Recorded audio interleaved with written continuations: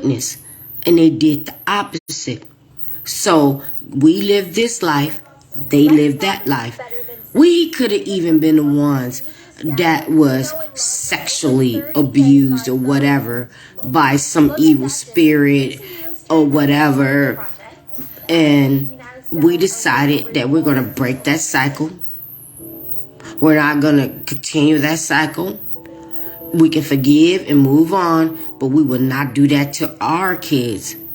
And when I first was thinking about this topic, I'm just like, I love my kids.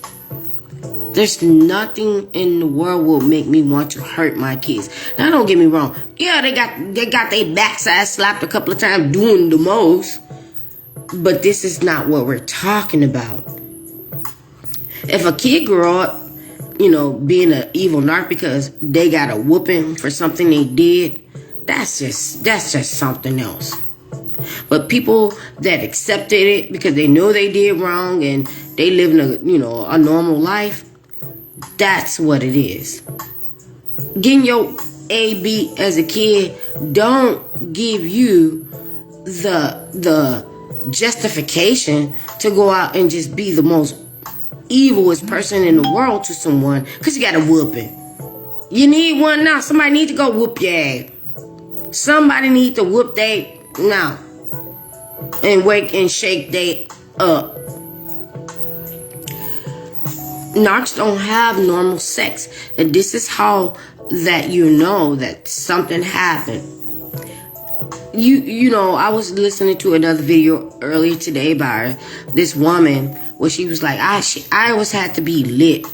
I always had to be just drunk out of my mind, And somebody else said this on my girl Chili show. Like, I just had to be out of my mind to deal with the narc. And I remember the narc saying something like that to me. Like, it just seemed like you always got to be drunk or, whatever. You do.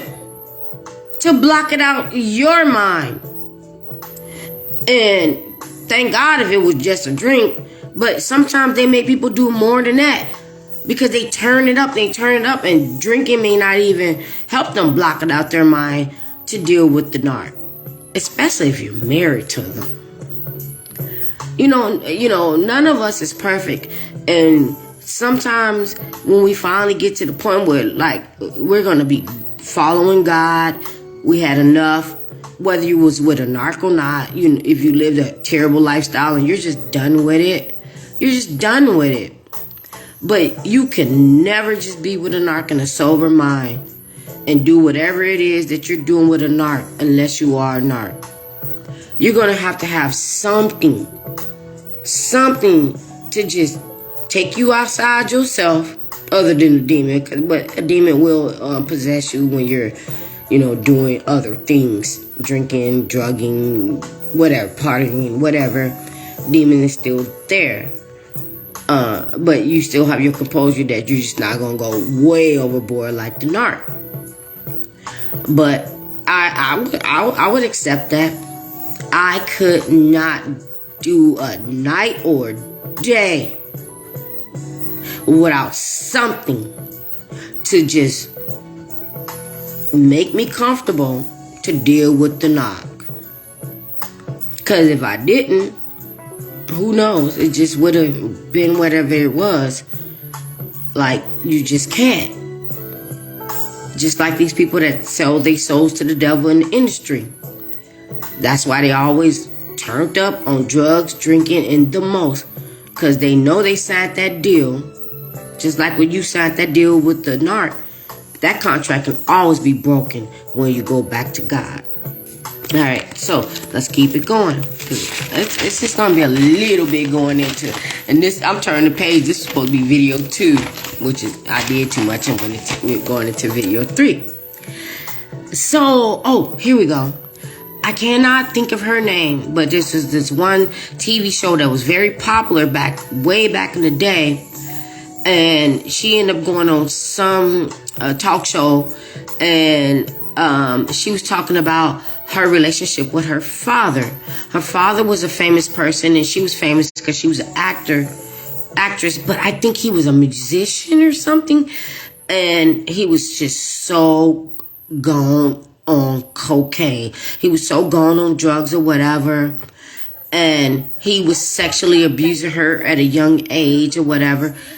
And she ended up becoming drug codependent or whatever. And in her, I think it was her autobiography, I cannot think of her name. I just really cannot think of her name. But she was in this popular show. And the show almost got canceled so many times because she was so off on her drugs that they couldn't film. And I remember her telling the host of the talk show that she was so gone off of drugs, and her father did drugs together, that they end up having sex together. And the next day when she realized what happened, she felt the guilt. And then she went to her father and was like, Dad, do you know we did, last night, blah, blah, blah. And he blew it off or whatever, or tried to make it's a thing or whatever. And she was just so messed up about it. But because she was so messed up off of drugs, it ruined her career. But nobody knew why it was ruining her career. I know that she was an adult when she did this thing with her father, but she was still on drugs, which that's what I learned. We'll get into, which allowed her to continue to have this relationship with her father, and he was so sick and disgusting.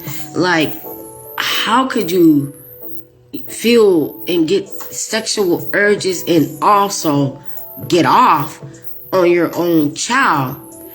And you messed her up. Otherwise she wouldn't even be there. But this actress her story was so powerful, just so powerful, and people just ragged and dragged her. But you have to really listen to her story, because this is how narcs are made. This is how, I don't know what happened to her father. It really doesn't matter.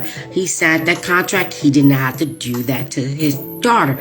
Her name is, keep tapping on my brain. Let me finish this last sentence.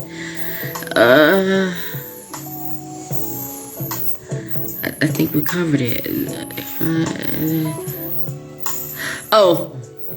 They are so sick and disgusting that they want to pretend to be the straight guy or whatever, and someone from the LBGQ community can be hitting on them, and they'll be like, I ain't like that, and then they would probably try to pretend the drugs or the drink that they're doing, soften them up, and then they might spend the night with somebody that's in that community and, have sex with them, and then wake up the next day all angry. I told you I wasn't like that. You took advantage of me and blah, blah, blah, blah, blah.